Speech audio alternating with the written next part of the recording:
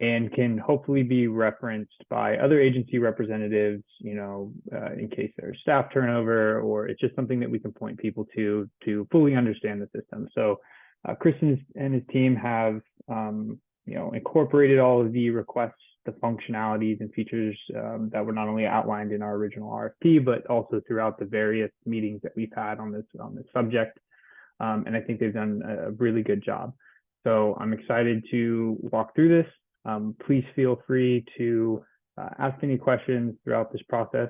And just so everybody knows, there will be an accompanying user manual that will help you walk through it. I imagine as we open up reporting for the annual survey for this fiscal year, there will be questions. And so you are always welcome to reach out to me personally for those questions, review the material, review this training to help answer those. And we'll kind of take that as those come up. But with that, I will turn it over to Chris to walk through the WCDB and explain the training. So Chris, the floor is yours. Thanks, Kyle. Hi, everybody. Welcome back to those who have been attending these sessions throughout what blows my mind, the last year, I think. We've been working on this and planning for it. So yeah, today, really my goal for you is to get comfortable with three things. Starting registration, getting yourself signed up. Then number two, first time agency setup. This is something I'll be able to do one time. Only one person has to do it per agency. And once it's done kind of the first time, you should be good to go. And then in general, number three is data entry, getting all your data into there. Into the system, and then there's a couple of kind of add-on stuff should we have time, talking about data importing, exporting, a couple tools we have available to you. One thing I wanted to get right off the bat before we dive into a demonstration and training session, one component that was part of the project plan that we have not yet completed but is still coming up in the future is an import of data from state databases. When we started this project, we were fully anticipating a long-standing process of electronic annual reports. EAR is going to be sort of a very standardized, published data set, aggregated across all agencies, and we'd be able to pull that in and pre-populate the system with, a number of accounts, population, different production consumption values. You could choose to say, yeah, those are good for me. I don't need to double entry them. I'm going to finalize and call it good. Or you could, choose to overwrite those or replace them. That being said, many of you are probably very familiar with the fact that the state is sort of sunsetting some components of the EAR and replacing them with the new, more modern, safer clearinghouse system. The state has made it clear that they are planning to publish this data in a publicly accessible format, and we're actually excited because it's a much more modern technology that should be more reliable and efficient for pulling from, kind of in these cloud web-based systems. But they haven't standardized what that is going to look like yet, and it's not published yet. We've been in touch with the state and don't necessarily have a timeline, but it sounds like they are working through it right now. So we decided it was in the best interest of trying to wrap this up, get this training out to you before end of October, so we could kind of get started on using the system for data entry for this year's annual report. My expectation is that functionality will be something that's done in the next year when the state kind of publishes that standardized format. And for next year's reporting, you should have sort of this auto-imported data as a starting point, just delayed a little bit out of our control for this year. That being said, there are some other cool data import tools that will pre-populate some information, not everything, that I'll talk about kind of when it makes sense to get to later. All right. The system is live. Technically, you could go to the URL you've been using for the past several years, wcdb.bosca.org. I would ask, if you don't mind, just hang on and look at the screen share. I would rather not have like 30+ people trying to log in, loading the server up. It probably would be fine, but I just want to avoid any issues. There'll be plenty of time to sign up for stuff after this session. With that, I'm going to bring up my screen here and walk you through some training. All right. So, like I said, URL is now WCD, same one you used, wcdb.bosca.org. Right off the bat, there's a quick start guide that you can download from the homepage if you're sort of wondering, like, oh my gosh, how do I get started? It's just a one-pager, really quick, that has some very high-level reminders on how to register and what to expect with first-time agency setup, some reminders around data entry, reminder we have documents and the data import and export high level. Just a very quick, high-level, publicly accessible if you needed sort of a starting point. We also have, once you log in, you'll have access to the full user manual. It's about 20 pages, just with a lot of instructions, more details and documentation should you want it around how versioning works, sort of documentation about how some of the automated data imports, like from droplet to conservation data or SFPC sales data works. We'll talk about how the single family indoor outdoor disaggregation works. Just this is your kind of go-to resource with more information. There's some of the sections are colored, highlighted in a different color where it's specific to Bosca. So not applicable to the vast majority of folks for administration of the system, but it's sort of all in one place. I am going to sign myself up as a new agency user. So don't have an account, click the sign up button. I am going to be, I'm just going to use my same first name, but last name Tester. Okay, phone number for now. I'm going to put in my Gmail account here I use for testing, and a password, very straightforward, and hit register. The system is telling me, please log in, go to account management, and request access to your agency. So I'm going to do that with my newly created login. This is going to get stuck just not doing anything because you're sort of, there's no information been provided about who you are or what your agency is. So it's going to kind of stuck on loading. As instructed, I'm going to account management. I can see this section, agencies associated with my account. I'm going to hit request agency access. I'm going to choose for today, I'm choosing test agency just so I don't put any bogus data in someone's account, but there's a full list of the member agencies here, and I'm going to hit submit request. Looks like my team forgot to take off this little test button, send an email. That will not be there. Now, as soon as I hit confirm or submit request, a new row is added with my test agency's name and the status of inactive. That triggered an email to Bosca staff. Kyle, hopefully something will show up in your inbox shortly. No need to take any action, I'll take care of it. But so Bosca staff manually have to come in, log in as with their kind of super admin users. I see Chris Tester has been added. I can review that person's information, and I'm going to change their status to active. That's great.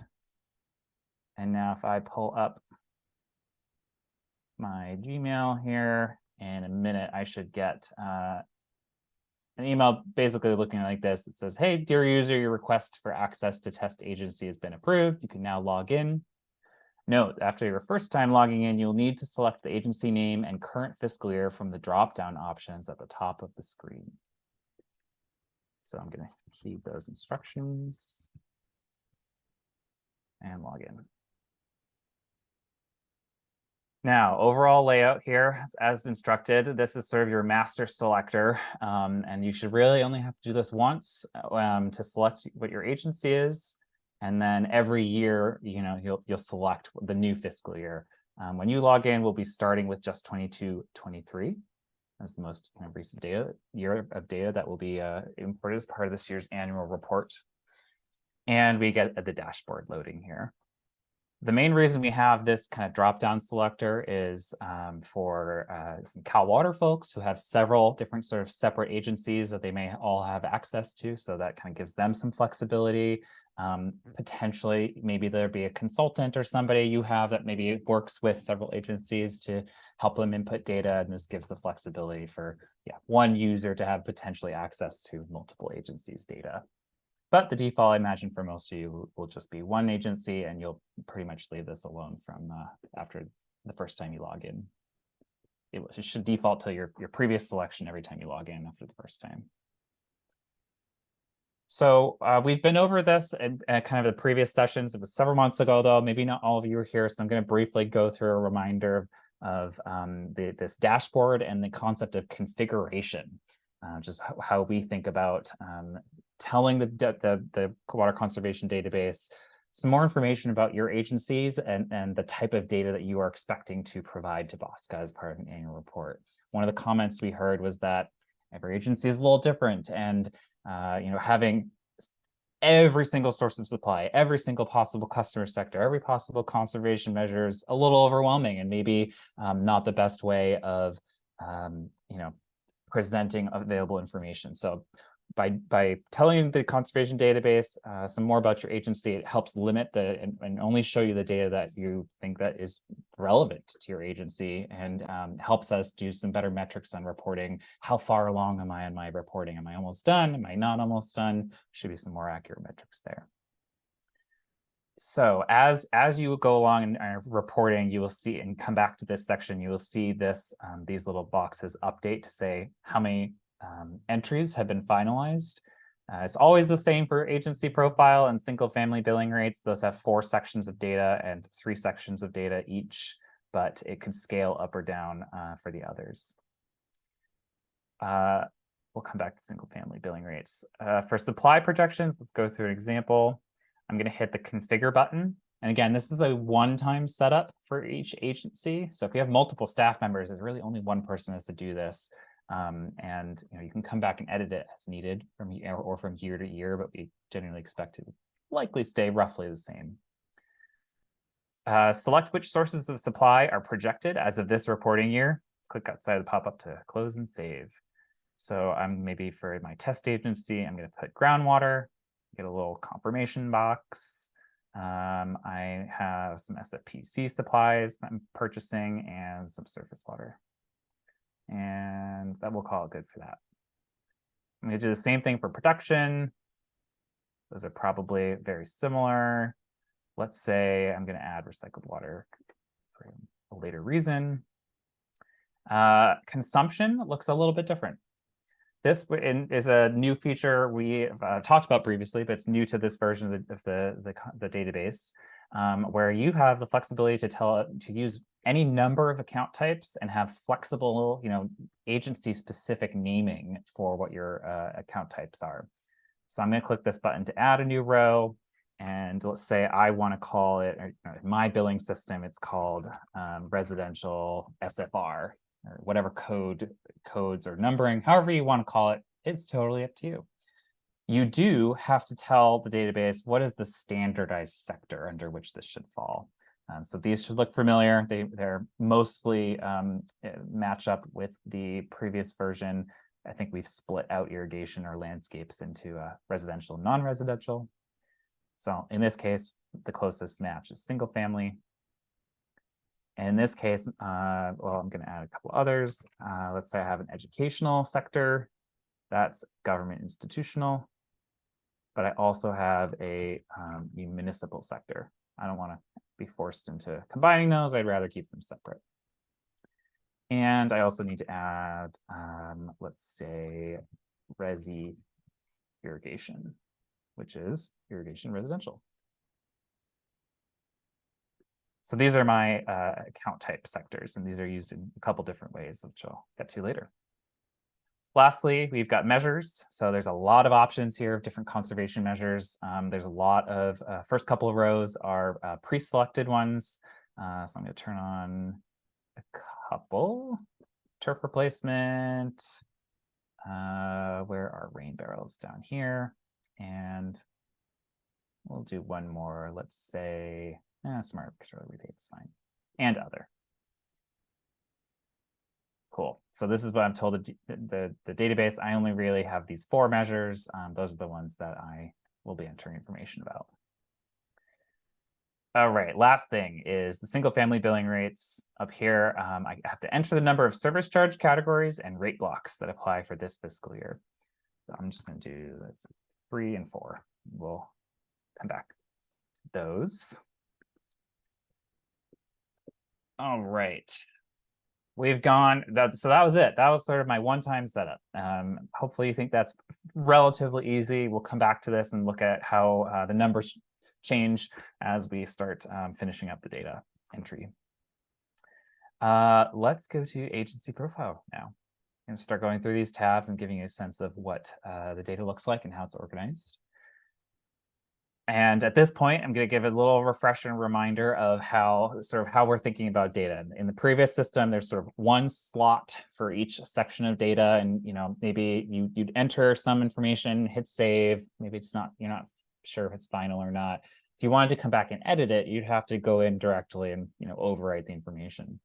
A key thing in the kind of central tenet of how we've designed the system, the updated system, is that it has the concept of versioning. You can enter as many different versions of the same data for the same fiscal year as you'd like. There might be different people entering data. There might be different data sources. You do eventually have to select one that you're going to finalize and say, I'm good. But there might be reasons where you put in some provisional data, thought it was good, but had a reason to come back and edit it later. That way we have sort of a record of when those changes happen, because sometimes that can be a little bit of a challenge of untangling data changes and through time. And if you're perfectly good and you just going in once and entering your data once and finalizing it, that works for you. That works great. The system will handle that just fine. So to start off, this is asking a couple questions. The profile section is very, very basic. How many full-time equivalents do I have? Here, 20. A new field we've added is abnormal year. And so I can say this fiscal year 22-23 was a really weird one. It's maybe drought or surplus conditions. That is just a helpful note to folks looking at data in aggregate or across multiple years for the same agency, that maybe the consumption, I should look at the notes or something associated with this, because I want to flag it as being a little abnormal. Just put some numbers here. Reason for abnormal year is drought conditions, or we had a big main break, whatever. I'm going to hit save. And I should get a little, I'm seeing the date here populated. It's saying it's saved by Chris Tester. And I'm good to go on. Number of accounts on this profile page is, again, one of the areas that has changed a little bit since the previous iteration of the database. Instead of entering just a total annual number of accounts per customer sector, instead, we are collecting that information on a monthly basis. Sounded like there's interest in this, and it sounded like most agencies had this information on such a granular scale, and it's very useful in some of the water use studies that take data out of the WCDB. If for some reason you don't have this information, or you only have it in 6-month chunks or something like that, you can just put the same value in for each month and not necessarily reflect a change. But the option to enter data at a high resolution is there. And you'll notice that the rows here have auto-populated. That is based on those agency-specific account types that I entered on that consumption configuration on the homepage of the dashboard. So here's my custom names for residential SFR, my split educational municipal. But as always, I'm still seeing the standardized sector for which the database is going to do a roll-up at the end. So I could start putting in some numbers here. I'm not going to spend too much time adding that. But again, I can hit save and get confirmation there. Lastly, we have a current population and a projected population section. I think these are fairly straightforward. You'll see that the projection years auto-populate based on the fact that this is 22-23. We're getting these column headers kind of automatically update in the 5-year increments that I think most of us are used to projecting out population with. That's about it for the agency profile tab. A couple more things I wanted to share around the versioning and the data here. So as I said, multiple versions can be saved. So for instance, I come back to this and say, actually, we got an updated financial audit or something, and my dedicated budget or my personnel was not right. And I want to update this as a different version. I can easily click new version. It clears it out. And I can say, actually, it's 21. Still an abnormal year, but I'm going to change my budget. And I can say, if you wanted to, reasons for change, audited statement was released, something like that. And I'm getting a second an updated version saved. At this point, I can choose to say, yeah, I'm very certain. I'm going through. I'm good to call this finalized. So I hit the finalize button. Everything grays out, and I get a little lock symbol that says finalized. That is an indication to Bosca staff that, yep, I've completed this session. I'm feeling this section. I'm feeling good about the data. It's good to go for the purposes of bringing it in to aggregate into the annual report. Doesn't mean that you can't come back and say, there's been some reason I need to make an edit. You can still create a new version, update the information, and refinalize it. And the tools that we've developed will only consider the latest finalized version if there are multiple. But otherwise, that's how the finalize is intended to be used. Now, let's say I want to go back and say, wait, what did I enter? I thought I entered a prior version. How do I see that? Every little module in the system has this show previous data box up here that loads basically a copy of the current year's information and gives you some drop-down selectors. So in this case, I'm going to select the current fiscal year. I'm going to go to this version number drop down and say, oh, okay, well, I'm on version 2. I want to go back one. Okay, I see that I filled this out previously. Maybe it was some other user, and I see what the values are associated with that. I'm also able to say, okay, if you had multiple years of information, you're able to also use this copy data button to copy information. This is probably more useful for some of the bigger tables that have a lot of numbers, like the number of accounts. Maybe that number doesn't really change very much for your agency, or you want to have a starting point and only adjust a couple of numbers from the last year. It's very easy to click new version, copy the data, and it all copies over straight just like that. And I'd have to save it and create my third version.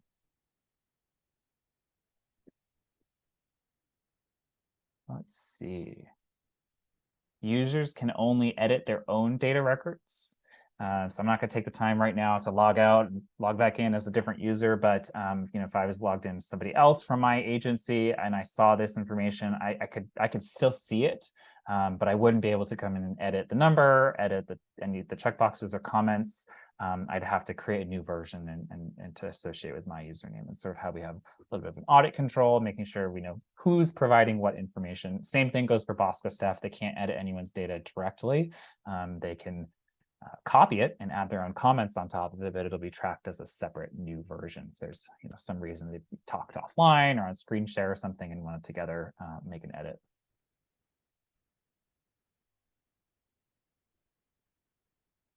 That is our highlight of agency profile and some of these sort of central ideas around data versioning and saving, finalizing information, looking at showing previous data.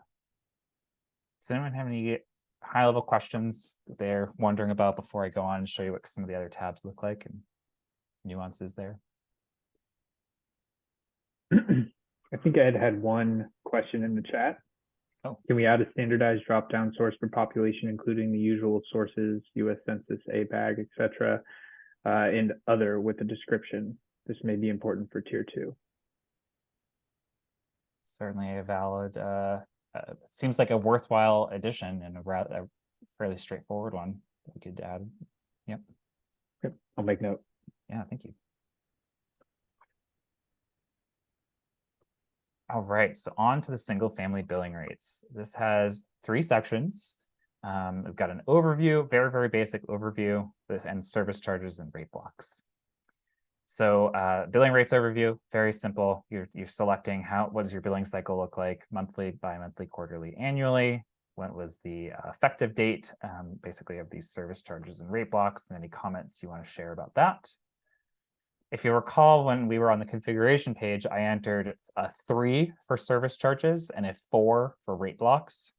That number is being used to kind of accordion up or down these individual tables.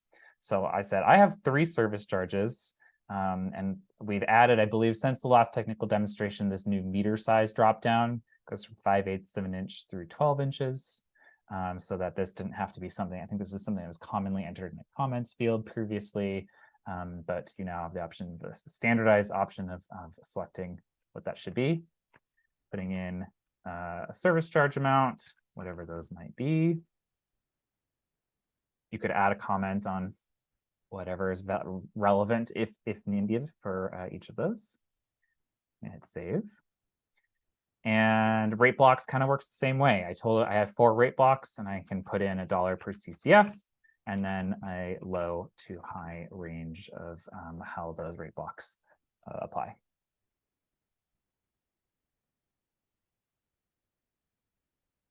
Pretty straightforward. I'm actually gonna finalize a couple of these. Oh, this is a good chance we haven't gotten too much of the detailed information.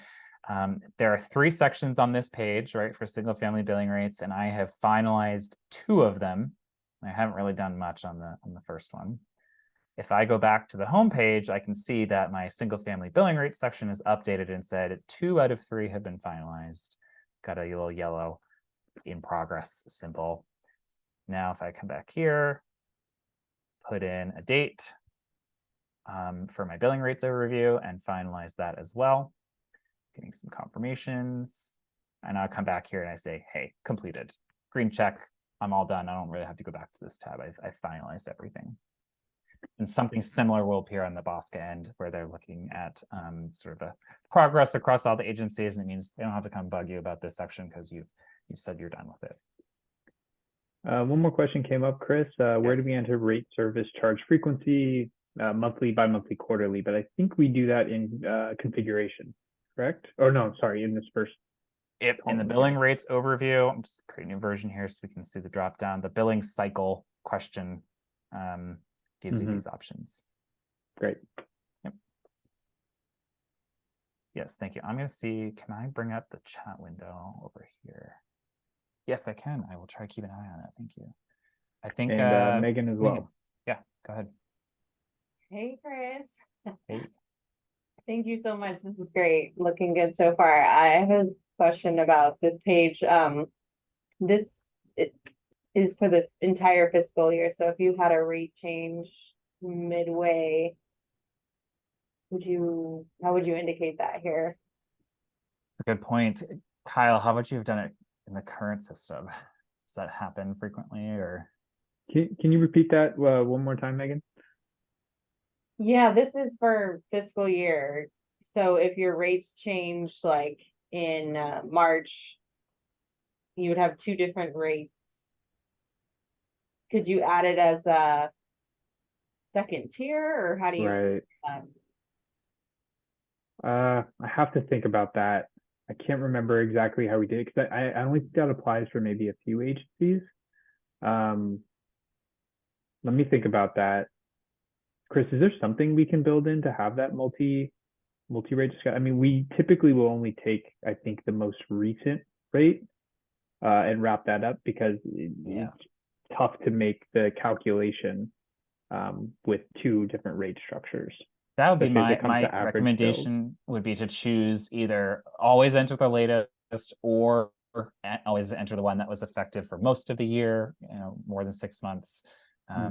Yeah, I would adjusting the data structure, I think, would be overly complicated and not really worth the headache. It kind of adds to the calculations if you can just kind of choose one and set a standardized way of doing that. That'd be my recommendation.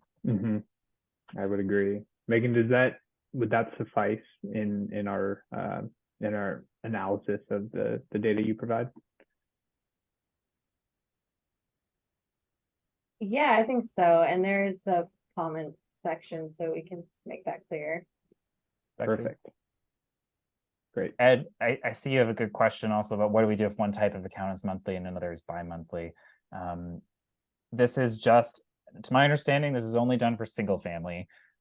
So I don't think it would necessarily across different sectors, but I could imagine you may be, potentially switching some single family accounts from bi-monthly to monthly billing in some cases. And I don't think we really have a way of representing that except with a comment at the moment. Mm-hmm. All right, on to some more volumetric stuff. So supply projections, production, and consumption kind of work a little bit similar. They obviously, the information is a little different on each tab, but the concept is these sections accordion, open and bigger and longer or shorter based on the configuration that you've entered on the home page. So in this example for test agency this year, I only entered 3 sources of projected supply types. So I'm only getting 3 sections that match those supply types to enter my data, which helps me focus in on exactly the information I want to enter. So for each of these, you will see they all have a units dropdown. You're no longer restricted to one particular unit. You can put in what you'd like, and you will see that it auto calculates. It converts things on the front end to units of CCF as more of a standardized reporting unit. These are rounding to the nearest CCF just for display purposes, but in the back end, we are keeping track of many more significant digits and just, again, rounding for display purposes. But we've built in pesky MGD has accounts for leap years, accounts for different, if you're entering monthly data, it does take into account the number of days per month. So try to capture a lot of different things around unit conversions that we're giving you the flexibility to use what units are most comfortable and familiar to you.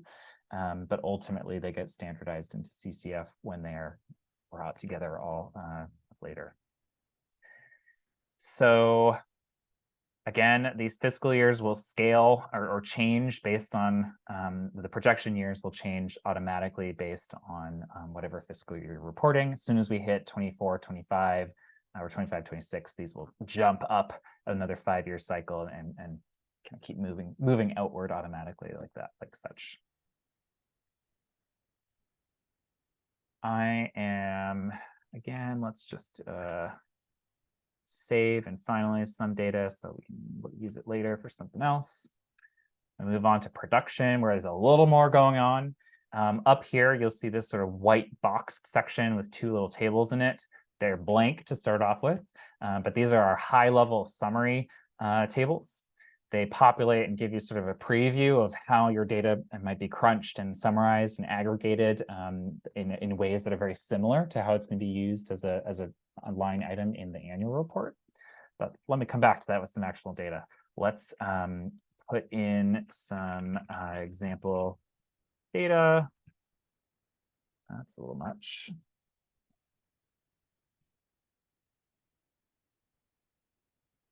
In acre feet and finalize it. Let's put in some purchases here. We'll make it, whoops, that's a lot.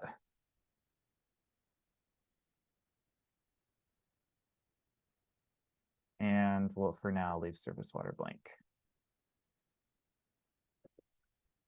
Oh, and I forgot I put recycled water for a reason. Let's do that. We'll do 10.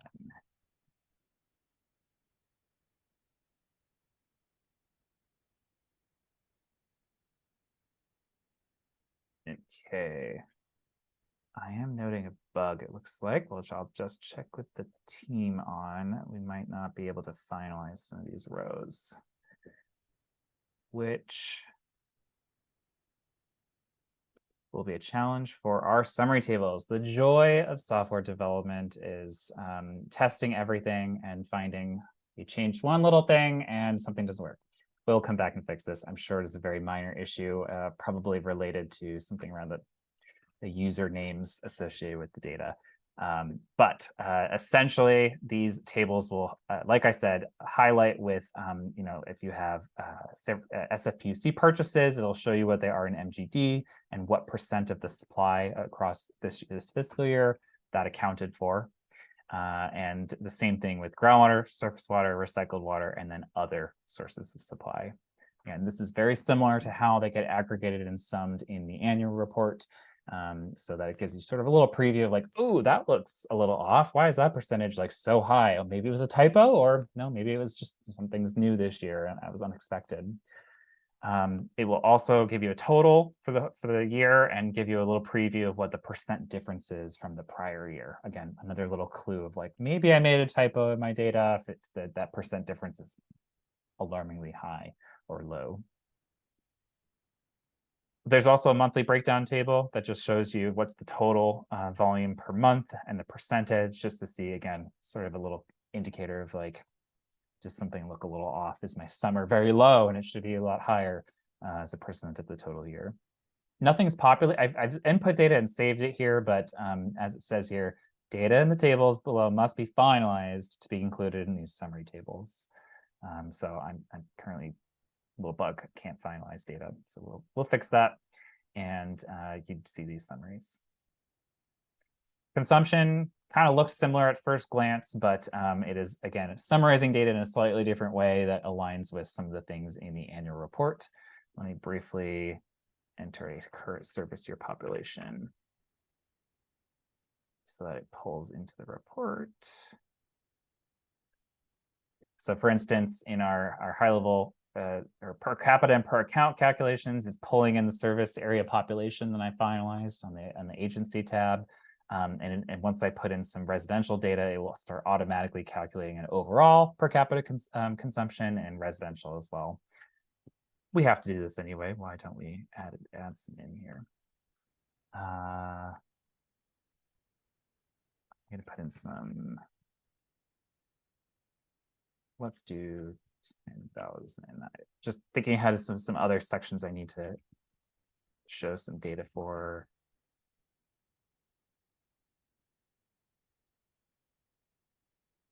Just please to sort of have a rising trend. There we go. We'll save and finalize that. And we could do the same thing again with our educational and our municipal sectors. These are those consumption categories I set up initially. I'm also going to put in some residential irrigation numbers. And let's just do those real quick here.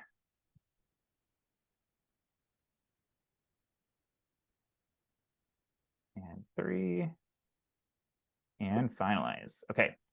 So we see in this high level table that our potable residential demands have summarized. I haven't finalized any government or commercial demands yet, so that's blank. We've got a dedicated irrigation number, and we've got a non-revenue water column. But you might be thinking, wait, I didn't tell it what non-revenue water was. This is automatically calculating based on looking at any finalized production data on this table. So if you summed up all of your potable production supplies, it's then going to subtract out what you think your total residential or total potable on this row, potable demands are, different consumption sectors, and estimating non-revenue water. This is, and again, there's a little description down here. As a reminder, if you're wondering where this number is coming from, this is mirroring how it's done kind of in Excel for the aggregated data reporting for the annual report. And again, hopefully gives you a little clue as like, maybe I haven't finalized all my production data or something is a little off in my production data. This is just, again, a very, very high level comparison of supplies for production and consumption. And we can see I've just, again, made up some random numbers that maybe don't totally make sense, but we've got a 7.5 gallons per capita per day residential consumption and a single family average monthly usage in CCF, some metrics that are commonly pulled and aggregated for the annual report to make sure they look good to you.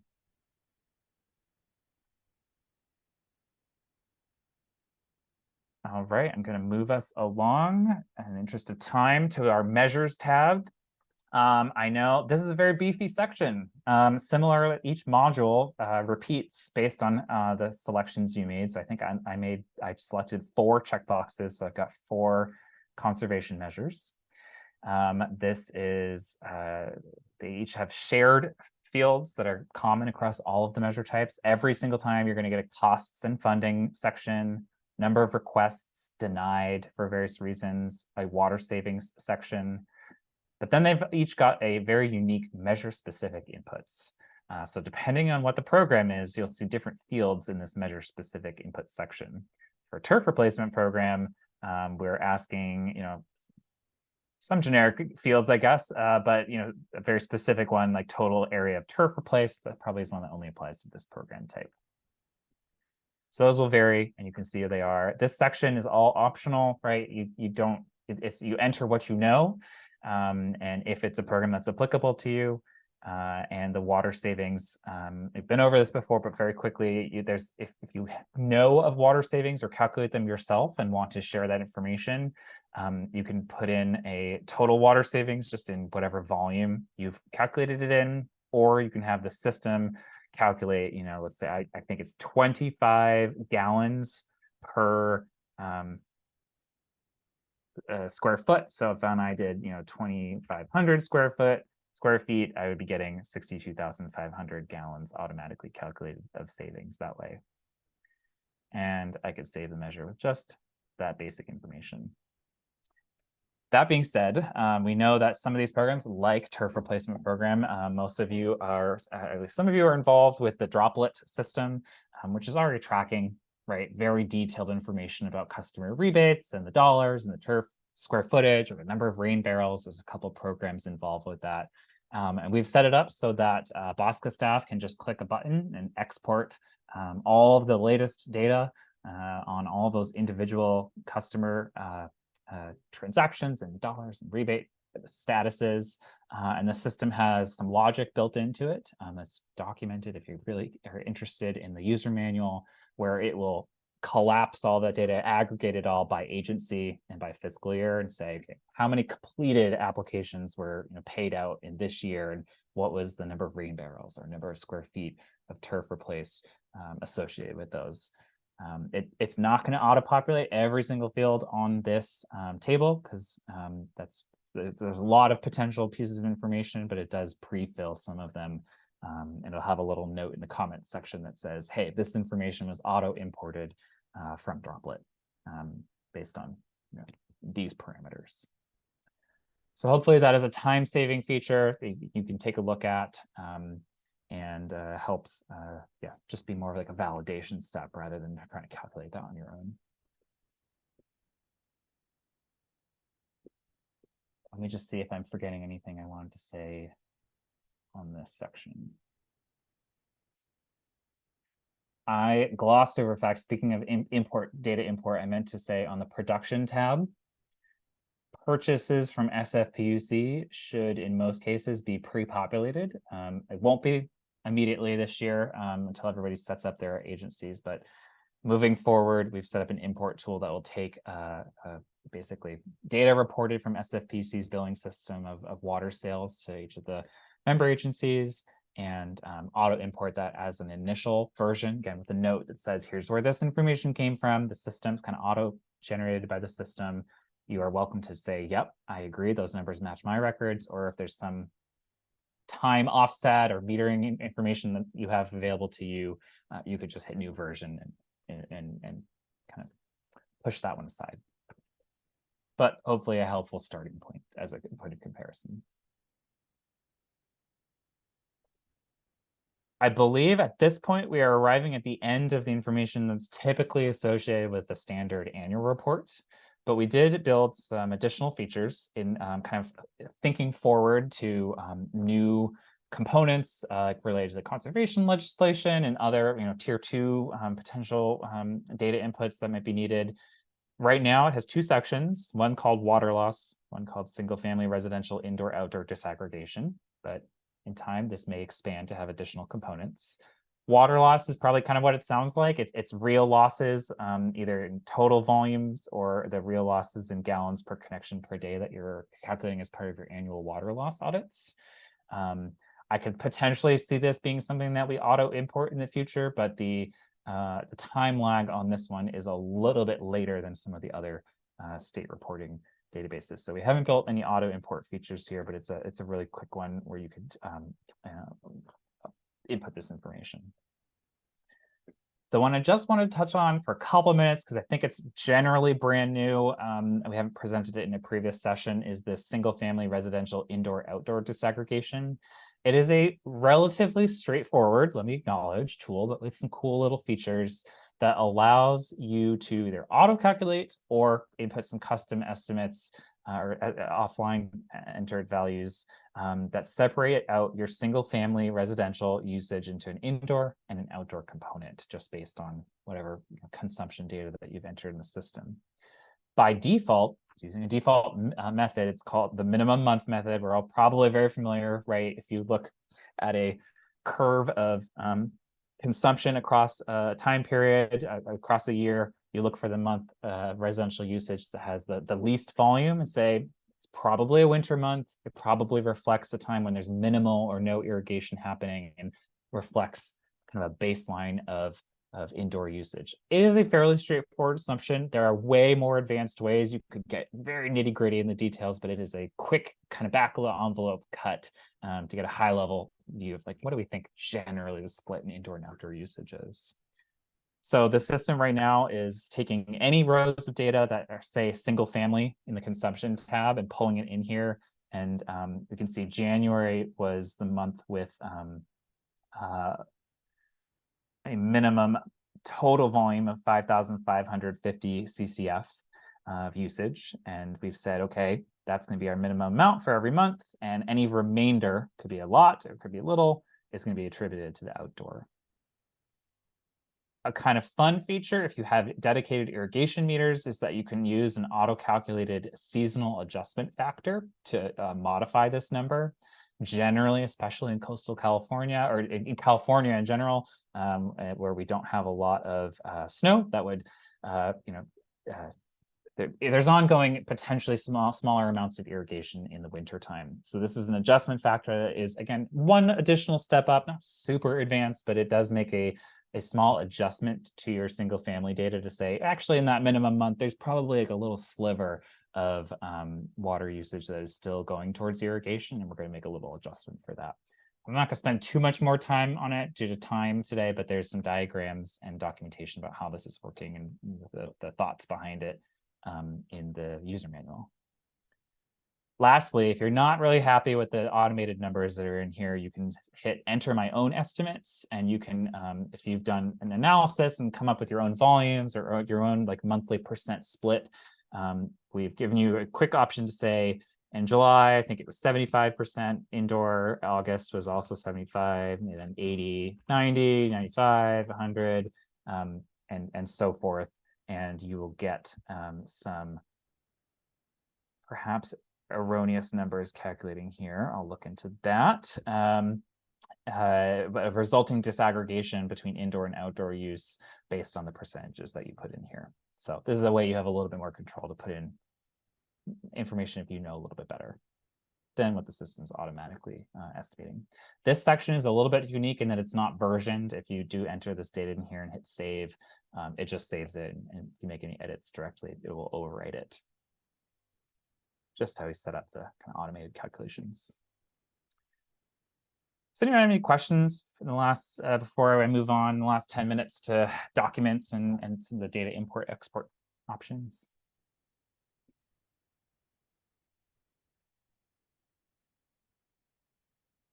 Awesome. Feel free to raise your hand or type something in the chat and get to you. The document section has two parts. We've got a document templates.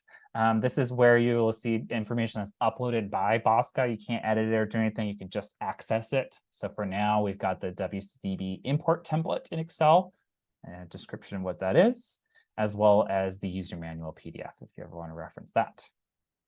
Down here in the documents section, this is where you have a button that says, I want to upload a new document. You can choose to distinguish what kind of document it is. So maybe I have a water loss audit that I want to upload, and I can say this is the latest draft for fiscal year 2022-23 that I wanted to share, whatever it might be. You can select to upload something, and it will be added here with the date it was uploaded, that type I just selected. It was me, Chris Tester, and the comments. And I say, actually, whoops, I picked the wrong document. Are you sure? Yeah, I want to get rid of this. And it removes it. Easy way, just a very simple, straightforward way of just somewhere to upload a centralized place where you can put documentation for your agency. These documents will only show up to people who have access to your agency. And so any number of users who have access to test agency could come in here and see the same files, download each other's information, but it's not visible to other agencies. It is visible to Bosca. Bosca kind of has like a global view of everything. All right, glad we have just a couple minutes. So I've already downloaded this, the WCDB import template. I wanted to show you a way that if for any reason you want to, if you're more comfortable with working in Excel or have a reason for wanting to sort of route things around in a file before it's uploaded into the system, you can do that. We've set up this Excel template. It's relatively straightforward. Fill out the green and yellow highlighted cells. The only required field for every import is this fiscal year. So I'm going to put in 2022-23 in the format it says. And what do we want to do? Let's go to maybe number of accounts. I can pull down. So here's a key thing about using this template. It's not connected to the online system. It does not know what the names are of all of those various sectors of information that you've added. So you do have to make sure that they match. For example, if I go back to my consumption configuration here, one of the sectors I entered was educational. If I was to type education, I forgot the AL, educational, at the end. I could still, go ahead and select this as government institutional and put in the right numbers and everything, but the database, when you try to import it, is going to give an error, so that it'll say, hey, this doesn't match the configuration. You have to go back and just double check it. Actually, it should be educational, and that will clear up any issues there. Let's do maybe a production type of groundwater.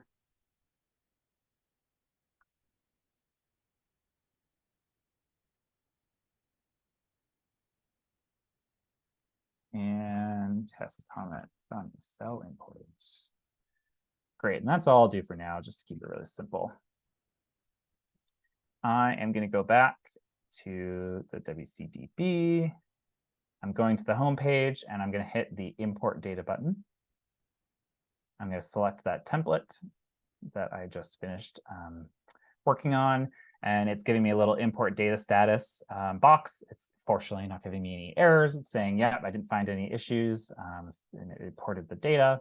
So remember, we entered number of accounts, educational, just one row here. It's just the educational number of accounts. We should be able to go to agency profile and see that there's some information.